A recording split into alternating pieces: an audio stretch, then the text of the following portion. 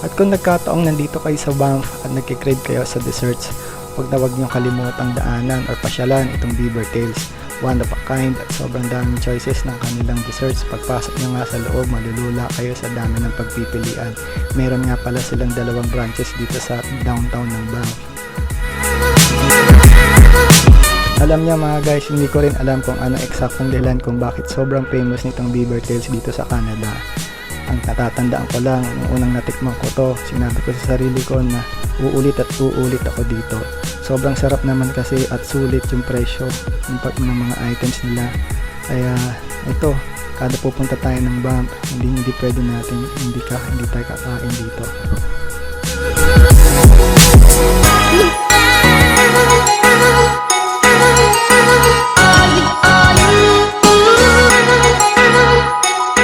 Umorder nga pala tayo dito ng isang banana rama. Ito yung all-time favorite natin. Sobrang sarap niya at very affordable.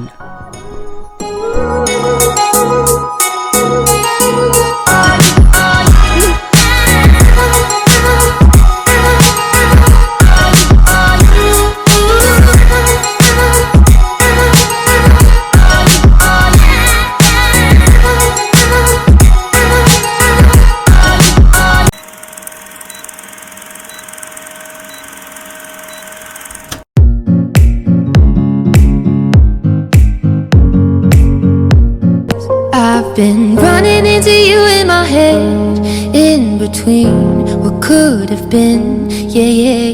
Everybody seems to leave bittersweet memories. Time does seem to fly, then it's hard to find it. Used to dine and dash, run and laugh, skinny dip off a ship. Oh, not a worry for a million miles. Driving off, be right back. Oh, maybe after all of this time we'd meet again with time to spend. Nandito tayo sa Lake Louise. Even after all this time. So guys, andito na tayo sa parking lot ng Lake Louise. And sobrang luwag niya kasi winter, wala gana na mamasyal. Pero kapag summer kayo pumunta dito, bahag mga ganitong oras, 10 o'clock, puno na yan. Wala ka na mapapag-parkingan dyan. Pero since nga na winter ngayon, kaya maluwag siya. Tapos, kapag syempre, ganito kalamig, madalas tayo na sa CR, meron silang available na public washroom. So mga guys, kung bakit andito tayo sa Lake Louise ngayon ay dahil yan kay Rona. Si Rona kasi ay isang bagong member ng ating family. Alam niyo naman, lumalaki ng ating pamilya dito sa Calgary. Bali, hinatid kasi siya ng kanyang mother at ng kanyang kapatid na babae, o bali ate niya. So bago nga naman sila bumalik ng Philippines, ay gagawin nating memorable yung experience nila dito sa Alberta. Kaya natin sila dinala dito sa Lake Louise. Yun nga, pagkatapos nito, balak din namin silang ipasyal sa Banff at nang maging memorable naman. At pag uwi nila na Pilipinas ay marami silang dalang kwento. So balik kasi si Rona ay magiging isang international student dito sa Calgary. Doon siya mag-aaral sa Bow Valley. So ito nga, at medyo mataas ang snow ngayon dito sa Lake Louise. Hindi gaya nung umalis kami ng Calgary na halos walang ka-snow-snow ang daan. Kaya sana hindi manibago agad yung katawan ng family ni Rona, at kahit si Rona, sana makapag-adjust agad yung katawan nila. So etong itsura or ganito ang Lake Louise kapag sasapit ang winter season or tuwing winter season. Halos walang activities dito sa lake kasi nga limitado yung mga galaw natin. Hindi gaya ng summer, marami tayong pwedeng gawin dito. Pwede tayong mag-hiking, pwede tayong mag-kayak, or pwede tayong mag-boating sa gitna ng lake. Ngayong winter season, halos ang nagagawa lang dito ng mga visitor or ng mga tourists ay ice skating dun sa gitna ng lake kasi yun nga, frozen yung lake, medyo matigas yan, kaya ideal yan para sa mga mahilig mag ice skating. Kaya yung iba sa Calgary or sa ibang mga province na malapit dito sa Lake Louise, sinasadya nila talaga to para mag ice skating. I've been running into you in my head.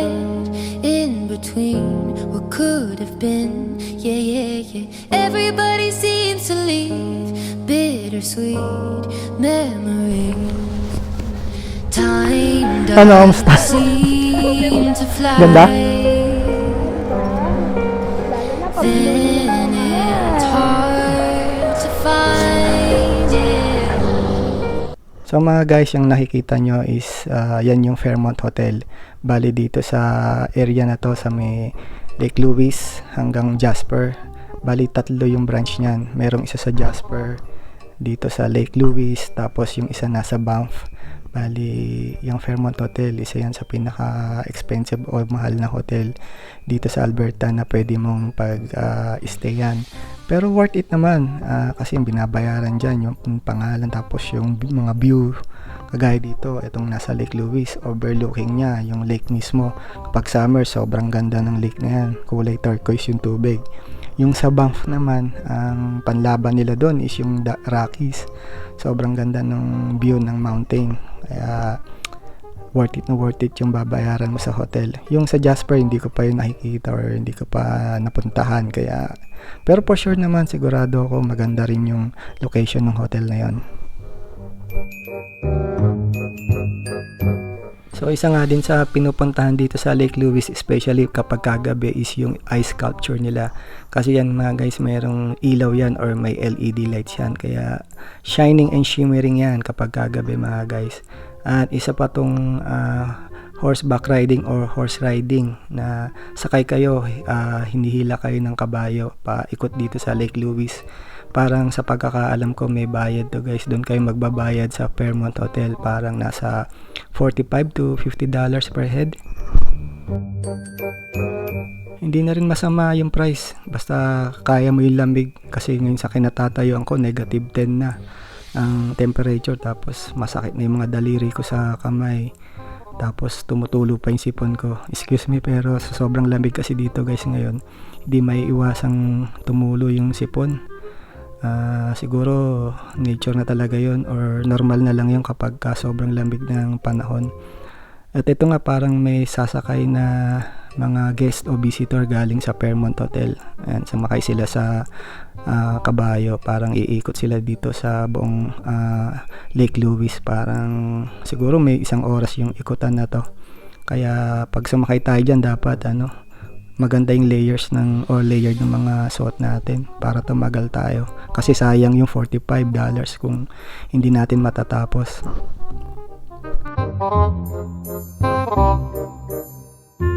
So ayun nga mga guys, ito si Mother, siya yung mama ni Rona. At ito nga, dahil sa sobrang lamig dito sa Lake Louise, hanggang Kaway na lang muna si Mother at i-enjoy na lang daw muna niya yung view ng lake.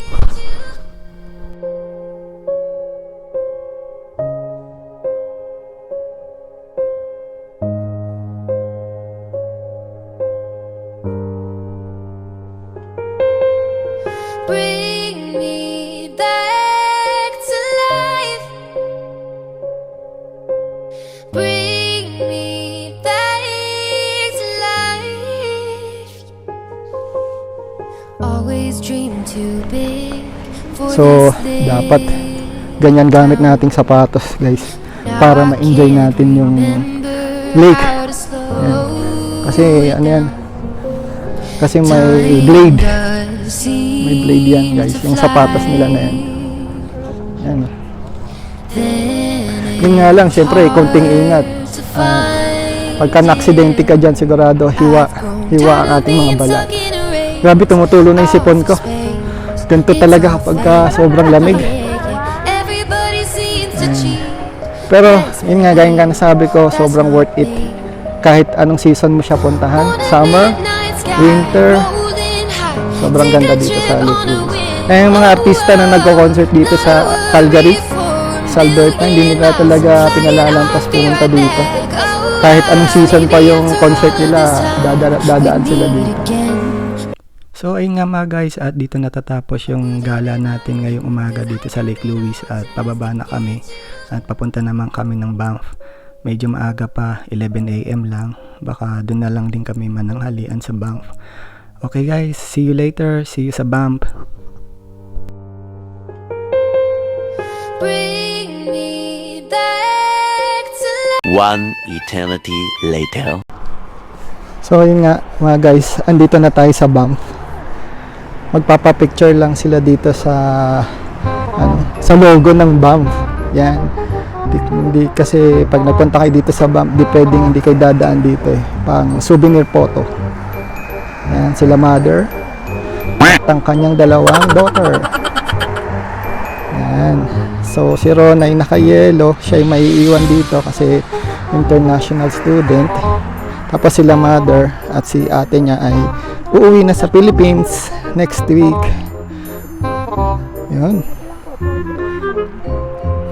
Yun. Nag-i-snow dito sa Banff ngayon. Sa Calgary kasi kanina maganda yung panahon.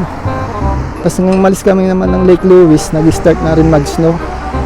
Pero sana mamaya pag uwi natin sa Calgary maganda pa rin yung panahon. Yun.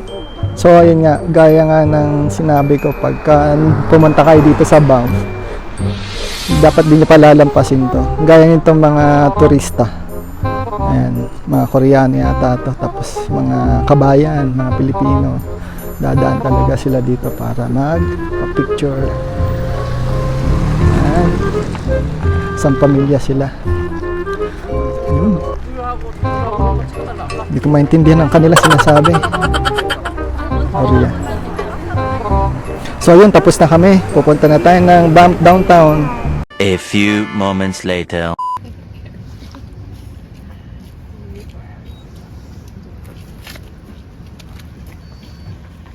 At ayun nga mga guys, nakapag-park na tayo. Kaya lang dito tayo nag-park sa pay parking. At syempre kailangan natin agad magbayad ng parking fee. Nung mga nagdaan kasi yung punta namin dito, hindi ko napapansin na pay parking zone pala yon. Kaya kada balik ko sa kotse, meron na akong ticket. So ang ending, mas malaki pa yung binabayaran kong violation kaysa sa parking fee. Kaya naging lesson na yon. Simula nun, naging lesson na yun para sa akin. To leave bittersweet memories. Time does seem to fly. Then it's hard to find it.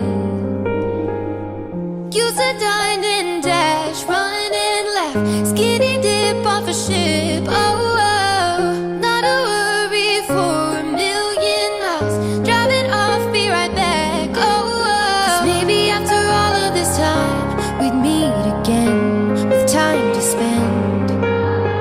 Even after all this time, would you be mine? 'Cause I jumped in old jet. So mga guys, ito tapos na tayo magpa-picture dito sa harapan ng old administration ng Banff. So isa rin tong tourist spot at hindi mo rin to dapat palampasin na puntahan kapag nandito ka sa Banff. Pag nandiyan ka kasi kitang-kita mo yung view ng downtown ng Banff. Kaya sobrang ganda niya kapag summer. Ngayon kasing winter, medyo gloomy yung weather. Medyo malabo, hindi mo matanaw yung ganda ng bundok na nakaharap dito sa admin building. At ito nga, naglalakad tayo pabalik ng parking. At itong dinadaanan natin, hindi ko gusto to. Kaya lang wala tayong choice, ito talaga yung daan puro black ice siya. Makailang beses na ako na biktima nito nung bago-bago pa ako dito sa Canada. Ilang beses akong nadudulas dyan. Yun nga lang, dahil swerte tayo at hindi pa nababalian ng buto. Ngayon, doble ingat hanggang sa makakaiwas tayo. Kaya advice ko kay Rona, since bago siya dito sa Canada, medyo maging maingat siya. Tapos yung traction ng boots niya, dapat chine-check niya kasi mahirap ma-emergency dito.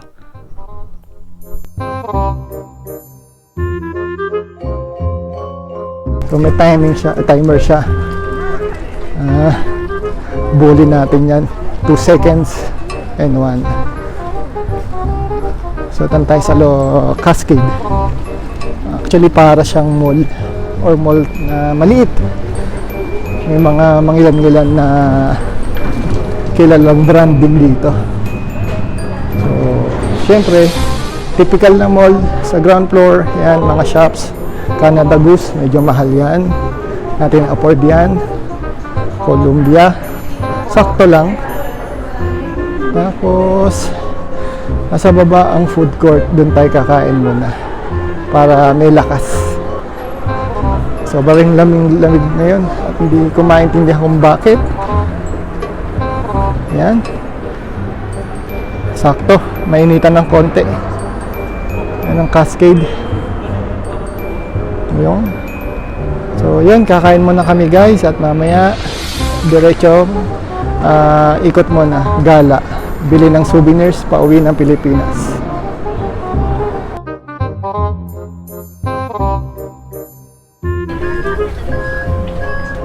So ayun nga mga guys, kahit nag-i-snow dito sa Banff, tuloy pa rin ang buhay. Marami pa rin turista. Kahit sobrang lamig. Pero seryoso guys, masyadong malamig. Masakit ang aking mga daliri. Pero yun nga, dami pa rin turista. Ayan. Itong bus stop na to, bus station na to, ay magdadala sa inyo papuntang Sulphur Mountain. Ayan. Pag yung mga parang hot spring, meron kasi dito ng Sulphur Mountain. So bus ang sasakyan. Pwede din naman na private car, pero minsan kasi mahirap yung parking doon, sobrang busy. Papunta na kami doon once, puno lagi yung parking. So mas maganda kung mag-bus na lang talaga. So yun, mga ganung bus yung sasakyan papuntang Sulphur Mountain. So ito, naglalakad kami, naghahanap ng kapihan kasi coffee is life para sa amin dito, para mainitan naman ng konti. So yun yung bus papuntang Sulphur Mountain. Yan, Tunnel Mountain, Fairmont Hotel. Yung isang yan nandun kanina sa isang Fairmont Hotel, nandun sa Lake Louise. Tapos yung isang dito. Ay, Kodakan. So dito tayo sa Banff Aspen Lounge. Masarap daw yung coffee dito. Yan, yung patio nila yan. Merong bonfire. Mainit tayo saglit ng kamay at yun, pwede tayong mag-ihaw ng manok, roasted chicken. So yun, pasok tayo sa loob at tingin tayo ng coffee.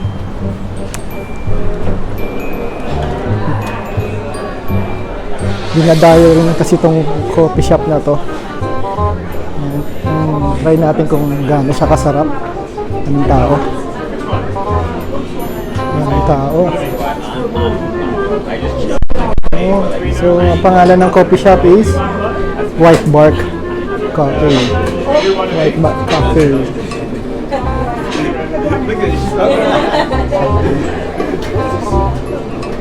So, yun nga, in-order natin isang small na brewed coffee. Actually, hindi tayo mahilig uminom ng mga fancy coffee gaya ng mga latte or yung mga espresso or espresso. Dito sa brewed coffee, okay na tayo dyan. Lagyan lang natin yan ng brown sugar. Talo-talo na, all goods. So ayun, inom tayo na mainitan yung ating sikmura at hindi tayo ganong lamigin sa labas. Malayo-layo pilalakarin natin.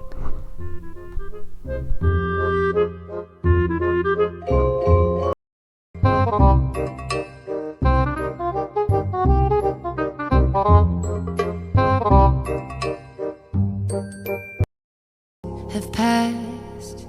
They say the good old days, well, they never last. I've been running into you in my head, in between what could have been. Yeah, yeah, yeah. Everybody seems to leave bittersweet memories. Time does seem to fly. Then it's hard to find it. You said dine and dash, run and laugh, skinny dip off a ship. Oh, oh. Not a So ayun nga guys, guys, dito na natatapos ang araw natin dito sa Banff at pabalik na kami ng parking at uwi na rin kami ng Calgary maya maya. So paano guys, maraming salamat sa pagsama dito sa Lake Louise at sa Banff. At sa summer babalik tayo dito kasi papakita naman natin yung ganda ng dalawang lugar na to kapag ka summer. So yun nga guys, maraming salamat sa panonood ng ating video at see you to the next one. Paalam, bye!